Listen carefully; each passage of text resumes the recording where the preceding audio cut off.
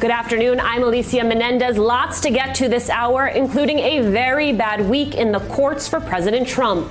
As the president spends his Saturday playing golf, 3 major rulings have threatened to deal major blows to his immigration agenda just months before the election.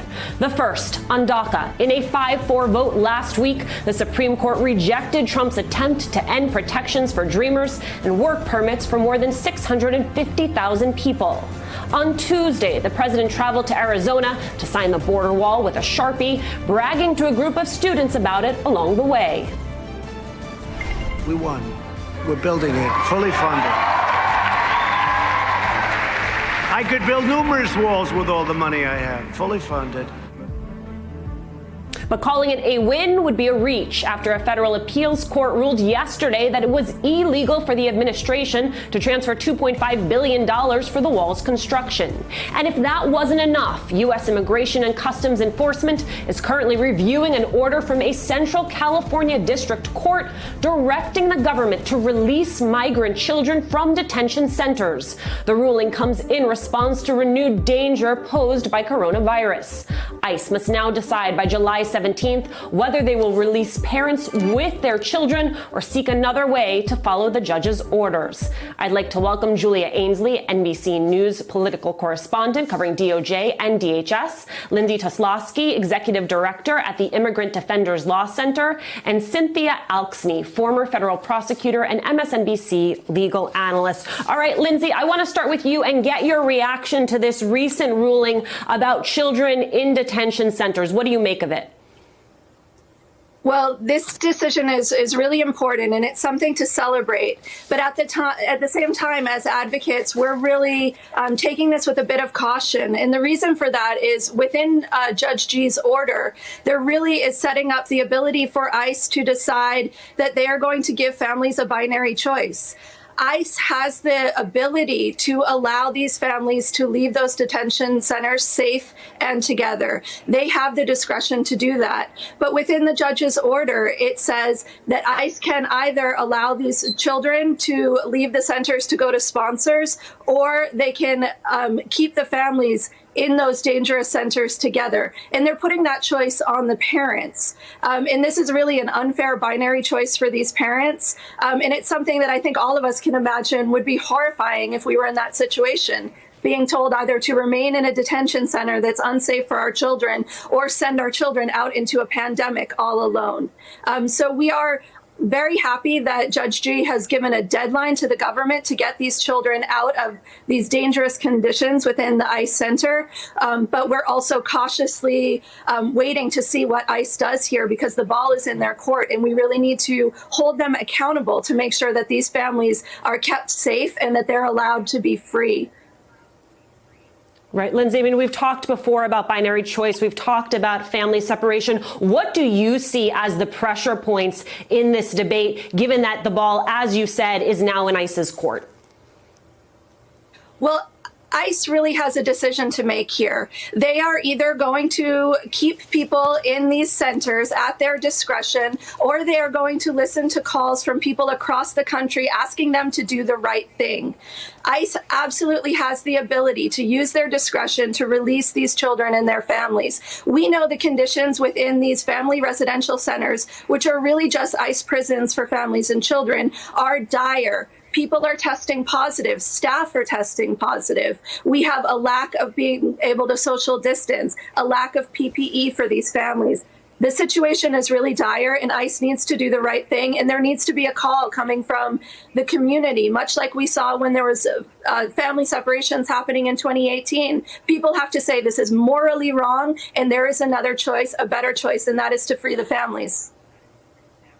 Julia, what more can you tell us about this July 17th deadline that ICE is up against?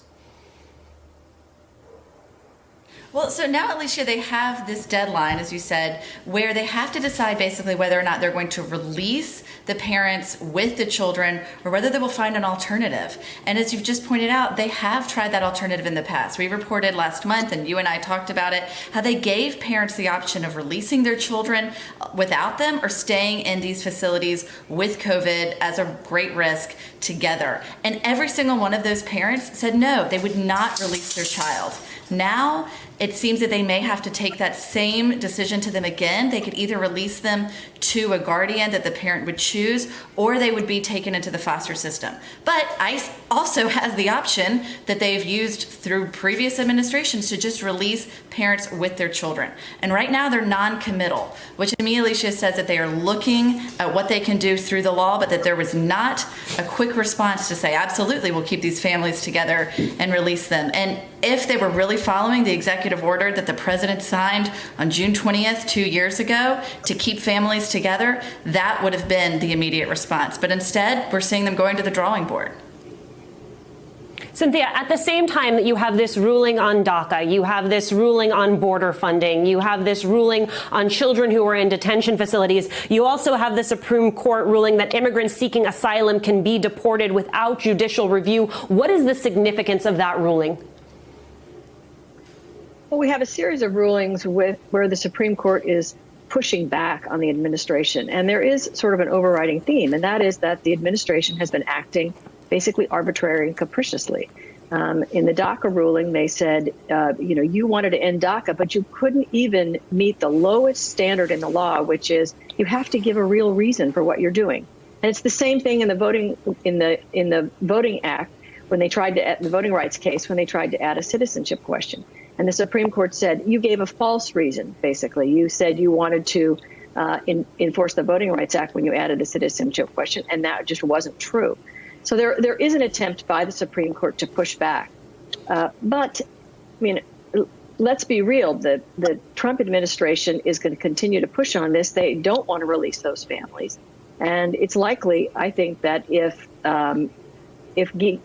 Judge Gee continues to push this issue in these facilities where these poor people have walked 1,500 miles to try to get a better life, and now all they're getting is COVID, it's likely that ICE will not pick a good resolution and let them go. It's more likely that they'll appeal and try to have some kind of end run around her.